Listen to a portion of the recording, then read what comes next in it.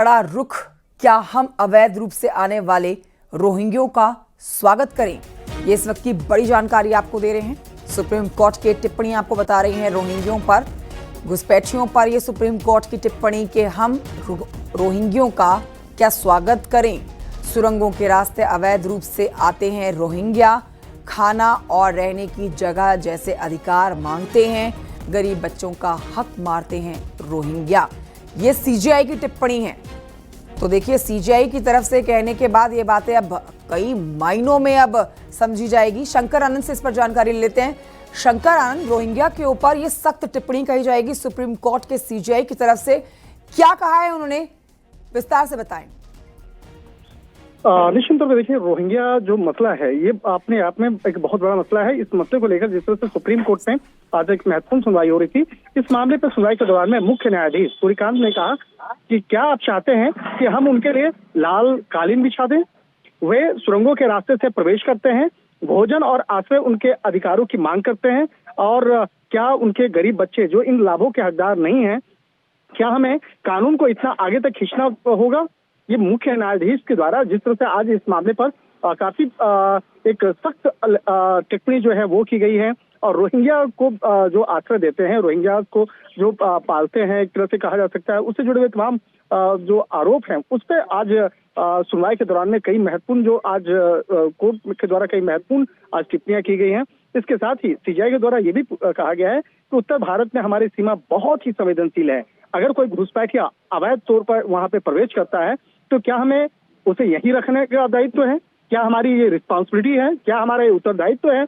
और इसके साथ ही पीठ ने यह भी कहा कि रोहिंग्या के लापता होने के आरोप लगाने वाली एक जिस तरह से याचिका है, इस मामले पर आज सुप्रीम कोर्ट में सुनवाई चल रही थी और सुनवाई के दौरान में आज चीफ जस्टिस के द्वारा इस मामले पर टिप्पणी की गई। तो एक तरह से कह सकते हैं कि जिस तरह से इस मामले पर कई महत्वपूर्ण टिप्पणियों को आज कोर्ट के द्वारा किया गया और तमाम दलीलों को आज कोर्ट के सामने रखा गया, रोहिंग्या से जुड़े मसले पर जिस तरह से पिछले कुछ समय से लगातार देश के अंदर में लगातार कई राज्यों में इस मसले को लेकर चर्चाएं हो रही हैं, तो एक तरह से कहा जा सकता है कि उसी से जुड़े इस याचिका पर आज सुप्रीम कोर्ट में सुनवाई हो रही थी और सुप्रीम कोर्ट के में सुनवाई के दौरान में कई महत्वपूर्ण आज दलीलों को आज कोर्ट के सामने रखा गया, जिसके सुनवाई के दौरान में मुख्य न्यायाधीश के द्वारा जो प्रमुख टिप्पणियां की अगर बात करें तो उनके द्वारा जो आज ये टिप्पणी है कि क्या आप चाहते हैं कालीन बिछा दें, तो इसका मतलब साफ है कि जो ऐसे लोग जो विदेश से यानी कि बांग्लादेश से भारत में अवैध तरीके से, अवैध रूट से भारत में प्रवेश करते हैं और प्रवेश करने के बाद जिस तरह से यहाँ पर गलत तरीके से दस्तावेज बनाते हैं, दस्तावेज बनाने के बाद वो इस बात का दावा करते हैं कि उन्हें तमाम सहूलियत दिया जाए। एक तरह से कहा जा सकता है कि इन तमाम चीजों को ध्यान में रखते हुए आज कोर्ट का यह रुख और कोर्ट के द्वारा जो प्रमुख जो ऑब्जर्वेशन है, जो मौखिक ऑब्जर्वेशन है, वो बेहद महत्वपूर्ण कहे जा सकते हैं। जी ठीक है, शुक्रिया आपका शंकर आनंद जानकारी के लिए।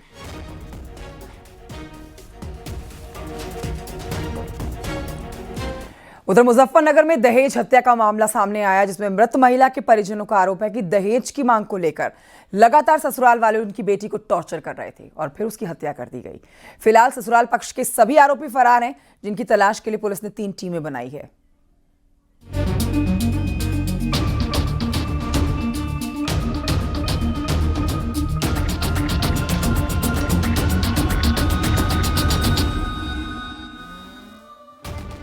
जानसठ कोतवाली क्षेत्र के पिमोड़ा गांव की निवासी हीना का निकाह 21 मई 2023 को कसौली गांव निवासी खुशनसीब के साथ हुआ था। आरोप है कि हीना के परिजनों ने निकाह में सभी सामान के साथ 8 लाख कैश भी दिए थे, जबकि शादी के बाद से ही हीना के ससुराल वाले 21 लाख रुपए की मांग कर हीना को परेशान करते आ रहे थे। बताया जा रहा है कि आए दिन हीना के साथ उसके ससुराल वालों द्वारा दहेज की मांग करते हुए मार पिटाई की जाती थी, लेकिन हद तो तब हो गई जब विवाहिता हीना के देवर वारिस ने फोन कर हीना के मायके वालों को उसकी हत्या करने की सूचना दी। उन्होंने बोल दिया कि आपकी बहन का हमने मार दिया, आके ले जाओ इसे यहाँ से, और हमें भी धमकी देने लगे, बोले तुम भी अगर यहाँ आओगे तो तुम्हारा भी यही हाल होगा। फिर हम रात के तकरीबन 2:40 पे वहाँ पहुँचे। वहाँ पहुँच के हमने देखा तो हमारी बहन को मारा हुआ था और नीचे डाला हुआ था। फिर हमने उठा के उनको बेड पे रखा और पूरी बॉडी पे निशान थे, हाथ में, पैर में, गले में बहुत निशान थे, फेस पे पूरे नाखून वाखून पता नहीं क्या क्या मारा हुआ था। और गला घोट के उसको मार दिया। जानकारी के मुताबिक मृतक हिना के मायके वालों ने इस घटना की सूचना पुलिस को दी, जिस पर पुलिस ने मौके पर पहुंचकर घटना स्थल की जांच पड़ताल करते हुए शव को कब्जे में लेकर पोस्टमार्टम के लिए भिजवा दिया। साथ ही फरार आरोपियों की तलाश के लिए 3 टीमें बनाई गई है। कि एक महिला हिना नाम की जो महिला है और उसकी मृत्यु हो गई है। इसके महिला के परिजनों ने पुलिस को सूचना दी और ससुराल जनों पर उसकी हत्या का आरोप लगाया है। पीड़िता के शव का पंचनामा भर के उसे पोस्टमार्टम हेतु भिजवा दिया गया है और इसमें 5 लोगों के विरुद्ध सुसंगत धाराओं में अभियोग पंजीकृत किया जा चुका है। क्या सर किसी गिरफ्तारी हुई? नहीं, अभी तक गिरफ्तारी नहीं हुई। गिरफ्तारी के लिए 3 टीमें बना दी गई हैं और जल्द से जल्दी इसमें गिरफ्तारी सुनिश्चित करी जाएगी। आरोप है कि दहेज के लिए ससुराल वालों ने एक महिला की हत्या कर दी। फिलहाल पति समेत सभी ससुराल वाले फरार हैं, जिनकी तलाश पुलिस कर रही है। Bureau report, news 18।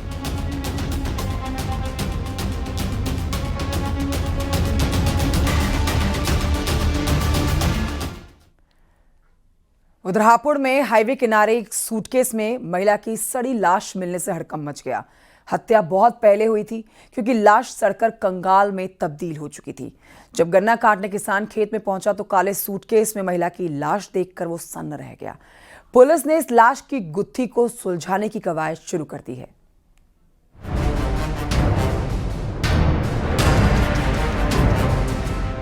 हापुड़ में हाईवे किनारे गन्ने के खेत में एक काले रंग के सूटकेस ने हड़कंप मचा दिया।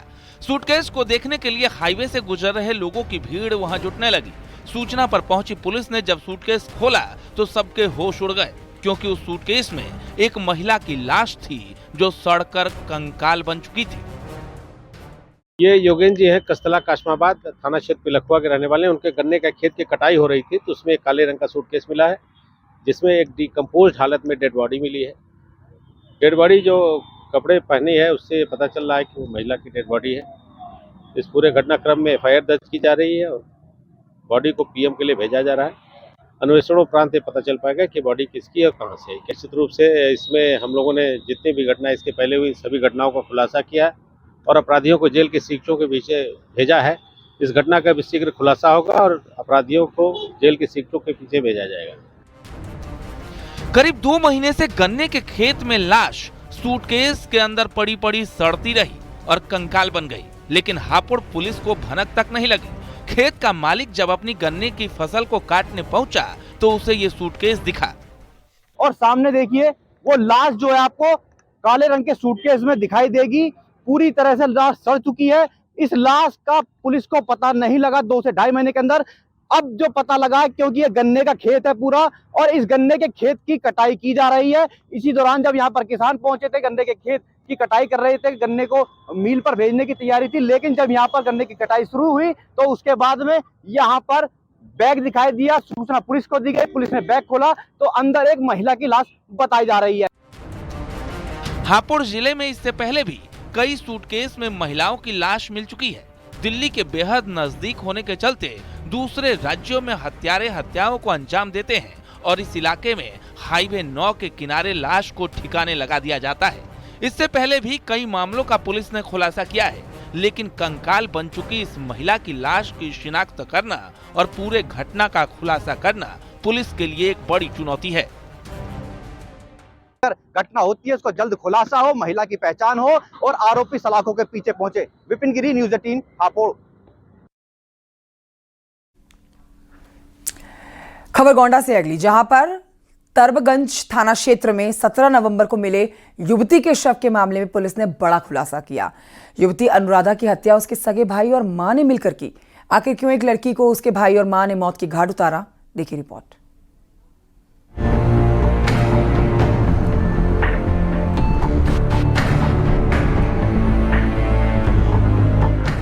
17 नवंबर को थाना तरबगंज इलाके में एक लड़की की लाश मिली थी, जिसकी हत्या एक पहेली बनी हुई थी। लेकिन 13 दिन बाद जब इसका खुलासा हुआ तो सबके होश उड़ गए, क्योंकि कातिल लड़की का भाई और मां निकली। पुलिस के मुताबिक बस्ती में हत्या कर शव को गोंडा में लाकर फेंका गया था। घटना के संबंध में तमाम सीसीटीवी फुटेज खंगाले गए। आसपास के क्षेत्रों के टेक्निकल और मैनुअल साक्ष्यों को एकत्र किया गया। इसी बीच जब पोस्टमार्टम रिपोर्ट मृतका की आई तो उसमें मृतका के गला कसने के उसमें चोट आए तथा तमाम चोटें उसके सर पर आई, जिसके द्वारा उसकी मृत्यु कारित करना है। इसके संबंध में थाना तरबगंज पर हत्या की धाराओं में अज्ञात के विरुद्ध मुकदमा पंजीकृत कराया गया और टीमों के द्वारा अथक मेहनत एवं प्रयासोपरांत घटना का सफल अनावरण करते हुए घटना के जो मुख्य हत्यारोपी हैं मनीष कुमार और निर्मला देवी, जो कि बेटे व मां है, इनको गिरफ्तार किया गया है और जो मृतका है उसकी शिनाख्त अनुराधा के रूप में हुई है। पुलिस के मुताबिक अनुराधा ग्रेजुएशन की छात्रा थी। पूछताछ में आरोपियों ने बताया कि उन्होंने किसी लड़के से उसे बात करते देखा था और जब मना किया तो लड़की नहीं मानी, जिसके बाद उसकी हत्या कर दी और शव को कार से फेंकने के बाद इन लोगों ने शव को गाड़ी से कुचल भी दिया, जिससे मौत की पुष्टि हो जाए। पुलिस ने लड़की के भाई और मां को गिरफ्तार कर लिया है। मनीष के द्वारा उसके साथ काफ़ी मारपीट की गई और जब वो बेहोश हो गई तो मां की सहायता से उसका हाथ पैर बांधकर जो इनकी खुद की बलिनो गाड़ी थी उसकी डिक्की में उसको रखा और लेकर मौके से चला गया।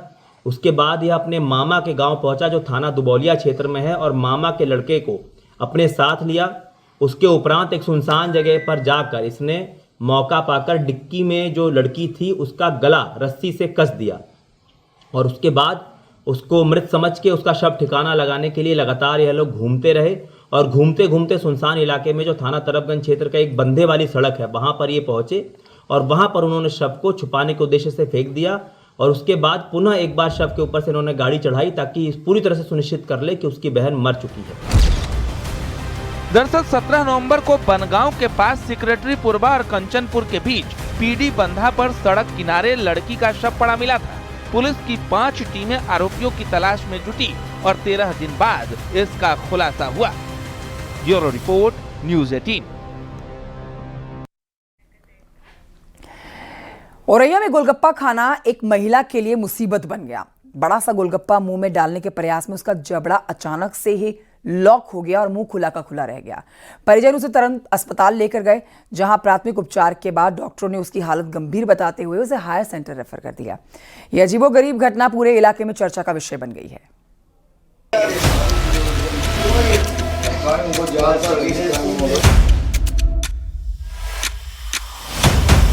गोलगप्पे खाने वाले हो जाएं सावधान।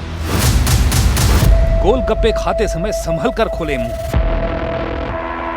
गोलगप्पे खाना पड़ सकता है जबड़े पर भारी। यूपी के औरैया से जो खबर आई वो गोलगप्पे के शौकीन लोगों के लिए झटका हो सकती है, क्योंकि वहां गोलगप्पे खाने गई एक महिला का मुंह खुला का खुला रह गया। गोलगप्पा खाने के लिए महिला ने जब अपना मुंह खोला था तो उसे अंदाजा ही नहीं था कि उसके साथ क्या होने वाला है, क्योंकि एक बार तो महिला का मुंह खुला फिर बंद ही नहीं हुआ। ऐसी नौबत आ गई कि महिला को अस्पताल ले जाना पड़ा, क्योंकि उसकी हालत गंभीर हो गई। डॉक्टर ने महिला का जबड़ा पहले की तरह करने के लिए पूरा जोर लगाया, लेकिन उनकी कोशिश भी कामयाब नहीं हुई। महिला का मुंह खुला ही रहा। जिस महिला के साथ ये घटना हुई वो 42 साल की बताई गई और एक अस्पताल के बाहर खड़े चाट के ठेले पर गोलगप्पे खा रही थी, लेकिन इसी बीच एक गोलगप्पा खाते समय उनका जबड़ा डिसलोकेट हो गया। अस्पताल के डॉक्टरों के मुताबिक 1000 में किसी एक आदमी के साथ इस तरह का हादसा हो सकता है। डॉक्टरों का कहना है कि अक्सर जोर से जम्हाई लेने से, मुंह बहुत ज्यादा खोलने से या फिर किसी चोट की वजह से जबड़ा डिसलोकेट हो जाता है। उसे जबड़ा उतरना भी कहते हैं। यूपी के औरैया के रहने वाली इंकिला देवी के साथ भी कुछ ऐसा ही हुआ। उन्हें नहीं पता था कि एक गोलगप्पा खाना उन्हें इतना भारी पड़ेगा, क्योंकि इंकिला देवी मुंह बंद नहीं कर पा रही और लगातार दर्द की शिकायत कर रही हैं। गोलगप्पे खा रही थी सर, मुंह फाड़ा जैसे फटा रहे। मतलब जैसे गोलगप्पे खाने के लिए इन्हें मुंह खोला तो वो बंद नहीं हो रहा है ना। ये समस्या कब से है इनको? कभी नहीं, आ जाई भैया। अरे डिलीवरी होने है बहू की, हमारी भतीजा बहू की, वे पीछे से पता नहीं है। जब मैं आए तो रात के हम भूख प्यास लग रही थी तो चलो बोलो गोलगप्पे, बच्चे बोले गोलगप्पे खा ले। हमने खा लिया। ये जैसे मुंह फाड़ा है ऐसे ही फटाई मुंह बंद नहीं।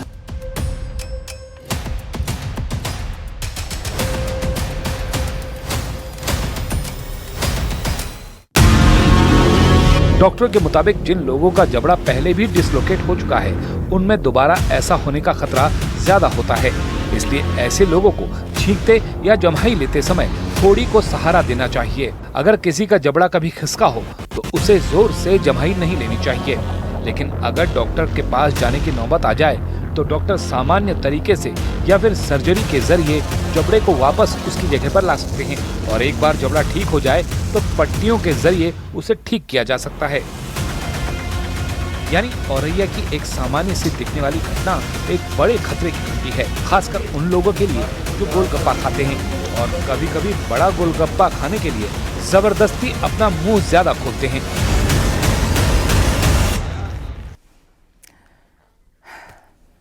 उधर यूपी में बदमाशों के खिलाफ पुलिस का ऑपरेशन लंगड़ा जारी है। मथुरा में पुलिस ने यमुना एक्सप्रेस वे पर मुठभेड़ में 25,000 के इनामी शातिर पवन उर्फ यशवीर को गिरफ्तार किया। गोली लगने से बदमाश घायल हुआ, अस्पताल में भर्ती कराया गया। पुलिस ने आरोपी के पास से तमंचा, कारतूस, बिना नंबर की गाड़ी बरामद कर ली है और देखिए ये इसे एक बड़े सफल ऑपरेशन के तौर पर देखा जा रहा है आरोपी पर, क्योंकि पहले से कई मुकदमे दर्ज है। दो तस्वीरें आप जो देख रहे हो उसमें दूसरी तस्वीर मुजफ्फरनगर की आप देखेंगे। चेकिंग के दौरान यहाँ पर शातिर बदमाश गिरफ्तार किया गया है। इसका दूसरा साथी अंधेरे का फायदा उठाकर हालांकि फरार हो गया है, लेकिन पुलिस उसकी भी तलाश कर रही है। इसके पास से भी तमंचा, कारतूस और बाइक बरामद हुई।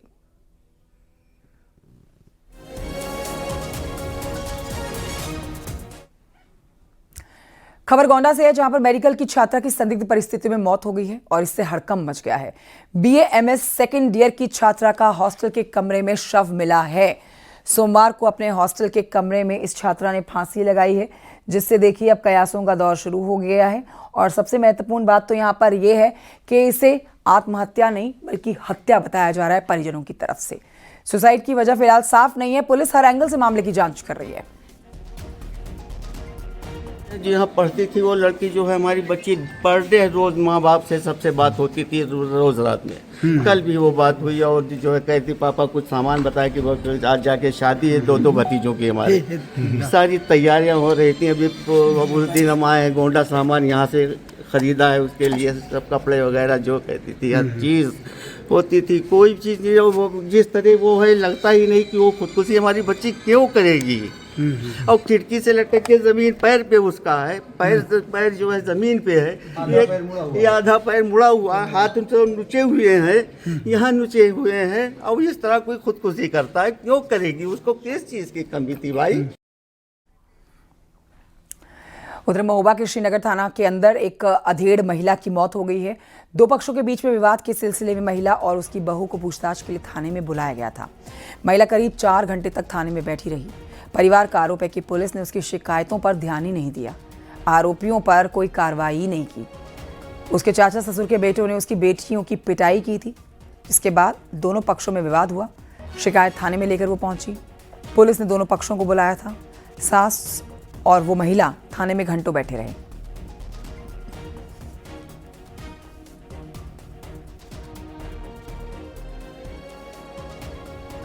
और इसके बाद देखिए इस महिला की जो मौत हुई है उस पर डॉक्टर्स ने मौत की पुष्टि कर दी है।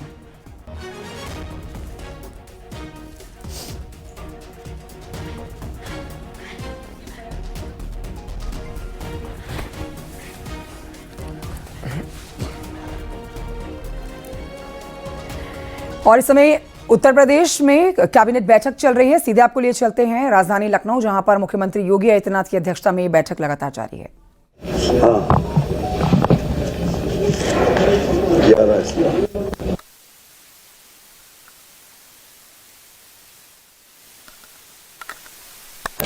किसको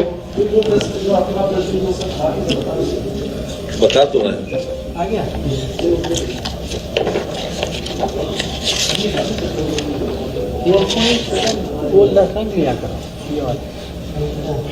अयोध्या में, जनपद अयोध्या में विश्व स्तरीय मंदिर संग्रहालय का निर्माण एवं संचालन कराए जाने के संबंध में इसमें टाटा एंड सन्स को 25 एकड़ जमीन दी गई थी 15 मार्च 2024 में, लेकिन उन्होंने एक मीटिंग में इस बात के लिए 20/5/25 को जनपद अयोध्या में एक मीटिंग हुई थी, उसमें उन्होंने मांग ये की थी 25 एकड़ दी गई थी पहले एक म्यूजियम बनाने के लिए। तो उन्होंने ये अपेक्षा की टाटा एंड सन्स ने कि इसमें हमारे लिए स्थान कम पड़ेगा, जो उनका बहुत बृहद दृष्टिकोण है उसके हिसाब से उन्होंने जमीन को बढ़ाए जाने के लिए जो आग्रह किया था। तो उसी संदर्भ में अब जो नया लीज एग्रीमेंट जो है वो इस बात के लिए हुआ है कि अब 52.102 एकड़ विश्व स्तरीय मंदिर संग्रहालय के निर्माण हेतु उनको जमीन दी जा रही है। ये नजूल की भूमि है। 52.102 ये विश्व स्तरीय संग्रहालय का निर्माण वो करेंगे। इसमें खास तौर से संग्रहालय का प्राथमिक उद्देश्य प्राचीन भारतीय मंदिर वास्तुकला शैलियों का विकास, इसके सिद्धांतों, इसके संरचनात्मक घटकों, क्षेत्रीय शैलियों और साहित्य कलात्मक ऐतिहासिक रुचि की वस्तुओं के संरक्षण का एक व्यापक प्रदर्शन वहां पर करना है। इसलिए एक बहुत बड़ा संग्रहालय भी प्रस्तावित किया गया है और मैं समझता हूँ कि आपके लिए बहुत सुखद अनुभूति होगी सभी लोगों के लिए। 14 जो है वो डिफर हो गया है। इसके अलावा फिर दिव्यांगजन वाला एक है जी, जो चीज बताने के लिए कहा जाता है बता दिया जाता है। अब ABCD देखिए और फिर XYZ देखिए। है जी,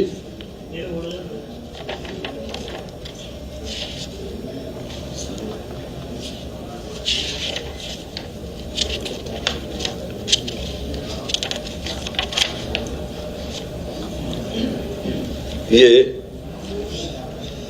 प्रदेश के प्रत्येक मंडल मुख्यालय पर जिला दिव्यांग पुनर्वास केंद्र की स्थापना एवं संचालन राज्य सरकार के संसाधनों से किए जाने के संबंध में जी ये एक व्यवस्था खास तौर से दिव्यांगों के लिए ये की जा रही है कि मंडल मुख्यालयों पर इस प्रकार का एक दिव्यांग पुनर्वास केंद्र स्थापित किया जाए। इसमें खास तौर से जो दिव्यांगजनों का सर्वेक्षण, चिन्हांकन, दिव्यांग शिविरों का आयोजन, सहायक उपकरणों की मरम्मत, कृत्रिम अंग, सहायक उपकरण एवं चिन्हांकन, फिटमेंट, चाल, उपयोग, प्रशिक्षण, निर्माण के वितरण, दिव्यांगता की रोकथाम, जागरूकता, प्रारंभिक पहचान और सक्रिय हस्तक्षेप, सरकारी योजनाओं का सुगमता पूर्वक लाभ प्राप्त करने में सहायता, दिव्यांग व्यक्तियों के लिए दिव्यांग प्रमाण पत्र UDID कार्ड जारी करने में सहायता तथा परामर्श, फिजियोथेरेपी, स्पीच थेरेपी आदि प्रदान किया जा सकेगा। जो हर मुख्यालय के ऊपर, मंडल मुख्यालय के ऊपर इस प्रकार का केंद्र बनने का एक प्रस्ताव है। आज मंत्री परिषद ने इस पर भी अपनी सहमति दे दी। अब इसके अलावा लोक निर्माण विभाग के दो लोक निर्माण विभाग के हैं जी। एक तो यह है जनपद चंदौली में चंदौली सकलडीहा सैदपुर मार्ग राज्य मार्ग चैनल 29.670 तक 4 लेन में चौड़ीकरण एवं सुदृढ़ीकरण, लंबाई 29.672 किलोमीटर। इसको पुनरीक्षित किया गया है। पहले आ चुका था कि GST के रेट में परिवर्तन हो गया, तो इसलिए इसकी लागत हो गई।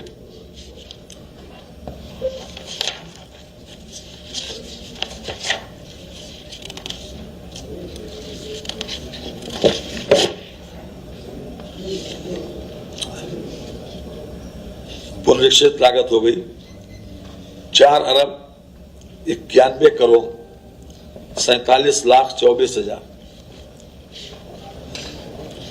इसका व्यय प्रस्तावित है और 18 महीने में 4,91,47,24,000